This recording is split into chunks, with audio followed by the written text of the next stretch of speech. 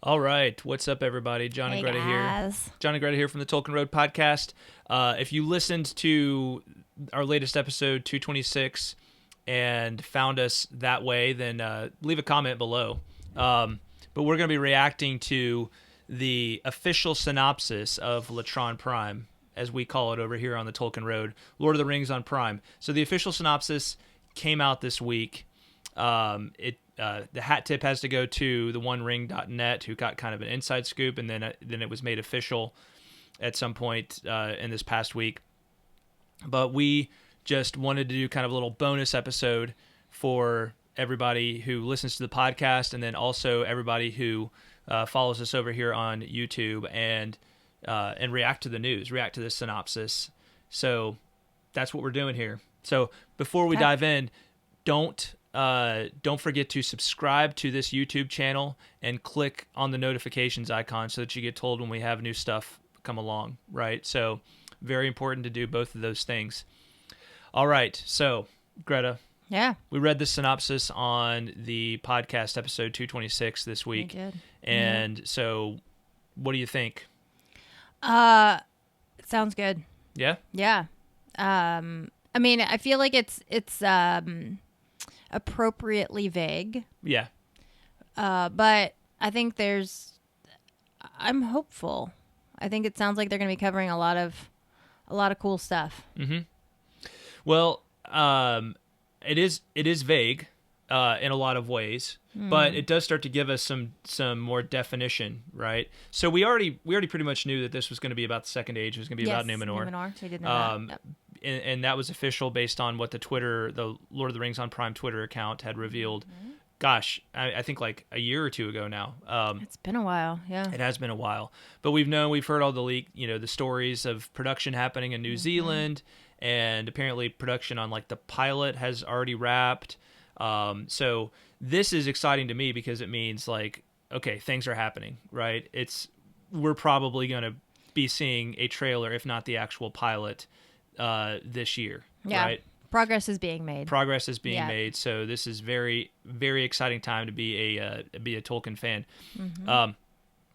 So let's read this synopsis here. So do you want to do the honors? Sure, I'll do the honors. Okay. Amazon Studios' forthcoming series brings to screens for the very first time the heroic legends of the fabled Second Age of Middle-earth's history. This epic drama is set thousands of years before the events of J.R.R. Tolkien's The Hobbit and The Lord of the Rings, and will take viewers back to an era in which great powers were forged, kingdoms rose to glory and fell to ruin, unlikely heroes were tested, hope hung by the finest of threads, and the greatest villain that ever flowed from Tolkien's pen threatened to cover all the world in darkness. Beginning in a time of relative peace, the series follows an ensemble cast of characters, both familiar and new, as they confront the long-feared re-emergence of evil to Middle-earth. From the darkest depths of the Misty Mountains to the majestic forests of the elf capital of Lindon, to the breathtaking island kingdom of Numenor, to the furthest reaches of the map, these kingdoms and characters will carve out legacies that live on long after they are gone. So I will just say right off the bat that the most thrilling thing in that entire paragraph for me is the elf capital of Lindon. I was wondering if that might be it. Because that's like something, like we've talked a lot about Numenor on the podcast. We've talked a lot about, I feel like I know something about what to expect from Numenor.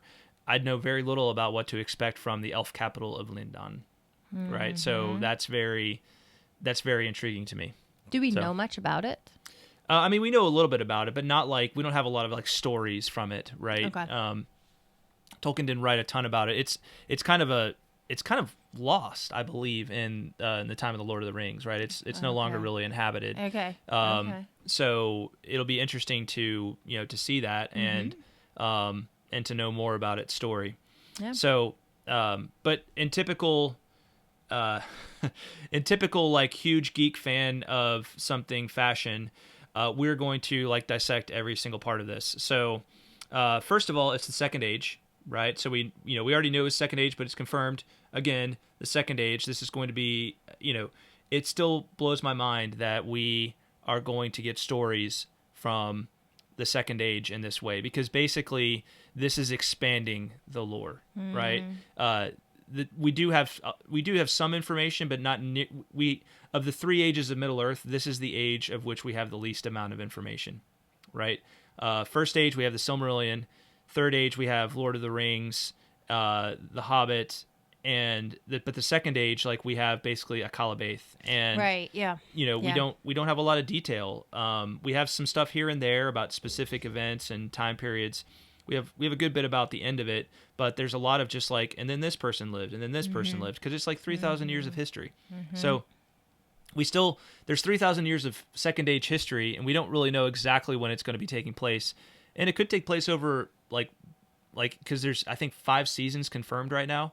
So it could be like season 1 goes early in the Second Age, season 2 jumps forward a couple hundred years, and so on. So that's, it's worth just kind of pondering what the Second Age means for us there. Yeah. We see that so it says great powers are forged, right? Great powers are forged. So, I'm assuming this refers to the rings of power. So this is exciting because we're going to kind of get to see what the One Ring means for Sauron when he's actually wearing it, right?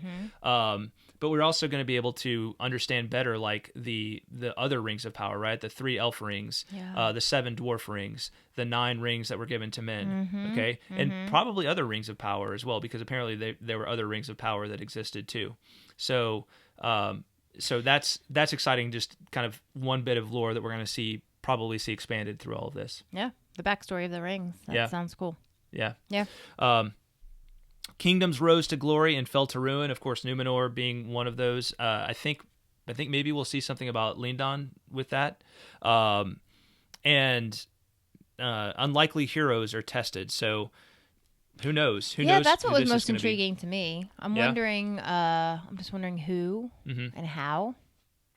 Well, the characters we know existed through all of the existed through all of the Second Age are Galadriel, Elrond, and Gil-galad. And there are others we could come up with, but basically 3 elves, right? Elrond, of course, being half elven, but they're all elves, and so they were all alive during this entire period of time. As far as men, we have Elendil, Isildur, those who come at the very tail end of the story. If it goes all the way back to the beginning of the Second Age, we have Elros, the brother of Elrond, who was the first king of Numenor. And there's many Numenorian figures interspersed between Elendil and starting with Elros and then ending with Elendil, right? So yes, okay. It all just depends, I guess, where it starts. Who knows? Sky's the limit. Absolutely. Yeah. The greatest villain. So this is a little bit of there's already been a little controversy in the fan community about this. The greatest villain that ever flowed from Tolkien's pen threatened to cover all the world in darkness. Okay, if who is the greatest villain in all of Tolkien's lore? Well, I have to say Melkor. Right. Real Tolkien fans know it's Melkor, right? I mean, how could it not be Melkor? But the timing doesn't work with that, does it's it? not Melkor. It's Sauron. Who they mean is Sauron, obviously. Okay. If they tried to do something with Melkor, I mean, maybe Melkor is going to make some kind of like ghostly appearance, because he does factor in when Sauron comes to Numenor and he starts teaching the Numenorians to basically worship Melkor. Right. So it's basically like he starts teaching them satanic worship, and like they start doing human sacrifice and all these other awful things. So it could be that Melkor does have some kind of a ghostly presence in this story, but I got to think they're referring to Sauron, because Sauron is the known villain of Lord of the Rings. Yeah, right? It does, but that's not the greatest villain. I mean, he's a great villain, but is he the greatest? I don't think so. Yeah, you just can't. It doesn't really add up. Now, I mean, he's pretty good. He's a bad dude for sure. He's definitely the greatest villain of the Second Age and the Third Age. without a doubt. Okay, so maybe that's what it is. Since they prefaced all this by saying it was the Second Age. But they say the greatest villain that ever flowed from Tolkien's pen. Oh, you're right. They did. Right. Okay. Yeah. That's a problem. So, yeah, that's minus point, right? Maybe if Tom Shippey was still on board, that wouldn't have happened. Yeah. 10 points from Gryffindor. Only 10? Well, yeah. Okay. Okay, how many would you do? I'd do at least 20. 20 points from Gryffindor? Mm-hmm. 20 sounds more right. I think you're right. I think you're right that I'm right. Well, wouldn't be first. Wouldn't be the first time. Not indeed. All right, so we've got the greatest villain, so I mean, okay, I know they mean Sauron. Sauron's a great villain, no doubt about it. We'll move on from that. Begins in relative peace, so that is interesting. So it must begin in a time but there are many times of relative peace in the Second Age. Yeah, there are. You can even argue that it's after that Sauron, late in the Second Age, comes to Numenor as a prisoner, that's when it begins, because that is kind of a time of relative peace until he starts doing his bad stuff, right? That's or it could mean true. all the way at the beginning of the Second Age, right? So who knows? It's still hard to tell when exactly this is going to begin. Yeah. An ensemble cast, familiar and new, right? So an ensemble cast of characters, familiar and new. So we're going to see some familiar characters. I think we're guaranteed to see Galadriel, Elrond, and Gil-galad, who's not exactly a familiar character, but is familiar from the lore, from the stories. So, and who knows who we'll see as far as other characters. I'm assuming we'll see. I mean, if you're going to tell the story of the Second Age, I'm assuming it's got to end with the story of Isildur, and so I'm assuming we'll see him at some point. Right, that makes sense. Maybe not early on, but at some point. Yeah. Okay. And then we've got the long-feared reemergence of evil. Yeah, so I guess that just kind of goes hand in hand with the greatest villain that ever flowed from Tolkien's pen. I'm excited to see the Misty Mountains in there, the darkest depths of the Misty Mountains. I would love to go back under the Misty Mountains, go into Moria when it was, when it was truly a dwarf kingdom, right? When it wasn't ruined and a graveyard. Right. That would be cool. I already said I'm excited to see the elf capital of Lindon and the breathtaking island kingdom of Numenor. Can't wait to see Numenor brought to life. Either. Atlantis. Yes. In the flesh. Right. Yes. To the furthest reaches of the map. I love it. What's the map? What map are we referring to? Basically, the map is, you can go to the Latron Prime Is it Twitter the one account. that they had it on Twitter? Okay. Yeah. I wasn't sure. The interactive map that we were looking at? Yeah, the interactive map. Let's see here. See if I can find a good reference to it. Well, I'll try to bring it. I'll try to bring. There it is. I'll try to bring it up on the video here when we post it. But yeah, you can kind of see it. See it over here. And we got Numenor. We've got Lindon. We've got Eriador. So who knows? I mean, it goes pretty far south here. It goes pretty far to the east. There's some islands that we know very little about. These are exciting times, and we've got these mountains in the far east over here. So yeah, don't forget about the Loch Ness Monster in the waters there. We got a Loch Ness Monster sighting. Oh yeah, Isn't we do. That's I forgot about the Loch Ness Monster. About That's Nellie? right. Mm-hmm. Sorry. I wonder how they'll incorporate her. My bad. I gotta say,